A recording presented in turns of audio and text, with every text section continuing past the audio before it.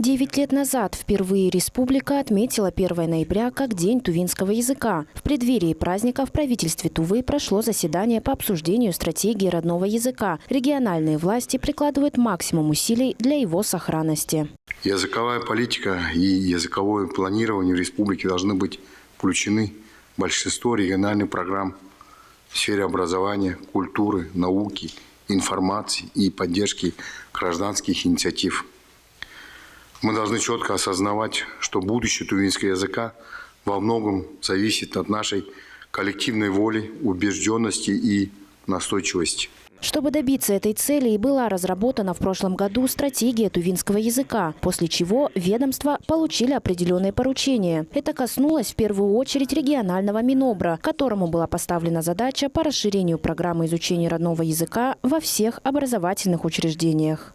В системе дошкольного образования изучение тувинского языка реализуется в рамках примерной образовательной программы по развитию родной тувинской речи «Тюрендовом».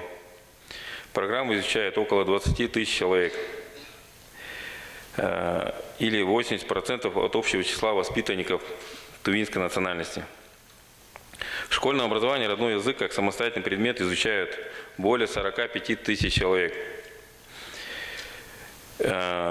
И вопреки общему мнению, у нас в школах отводится 5 часов на изучение тувинского языка, то есть достаточно хороший уровень для поддержки тувинского языка. Помимо имеющейся учебной литературы, на текущий момент по поручению главы Тувы ведется активная работа и по разработке учебников на родном языке для обучающихся начальных классов. На текущем этапе уже подписан контракт между Институтом развития национальной школы и Республиканским Минобром, а также и с Красноярским издательством. Издательство «Офсет» уже нашло все необходимые материалы, тоже бумаги, они уже заказаны и уже готовы. Мы надеемся, в конце ноября, в начале декабря мы уже получим поставку в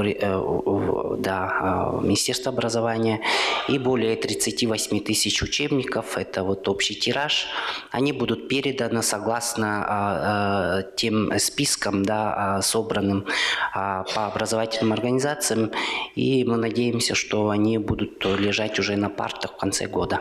Помимо упора на образовательную программу, стратегией предусмотрено и увеличение числа учителей, которые смогут обучать тувинскому языку и литературе. В республике наблюдается сильный дефицит данных кадров. Тем не менее, работа ведется. В Туве данному ремеслу обучают в 3 образовательных организациях, где с каждым годом открывают все новые профили. В 2020 году открыты профили родной язык, литература, иностранный язык, монгольский язык, заочная форма обучения. Это у нас идет чередование с русским языком литературы. То есть если мы в 2020 году приняли родной язык, литература и иностранный монгольский язык, в 2021 году русский язык, литературу. Вот в такой форме мы чередуем. Их всего в настоящее время обучается 51 человек. В следующем году мы выпустим именно этого профиля учителей 24 студента. На заседании затронули и тему совместного использования русского и тувинского языков в обществе. По недавним исследованиям ученых ТИКПИ, из 8 организаций Кызыла, которые используют родной язык в своих вывесках, в 5 содержатся грубые орфографические ошибки. Стоит отметить, что это касается не только частных предприятий, но и государственных, а какие-то и вовсе не содержат информацию на тувинском языке.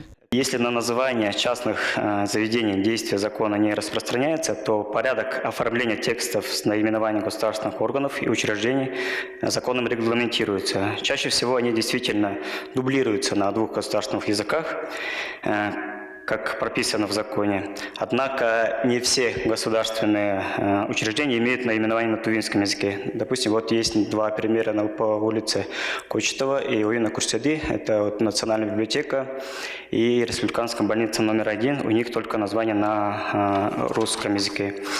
И у государственных, и это можно рассматривать как нарушение действующего законодательства.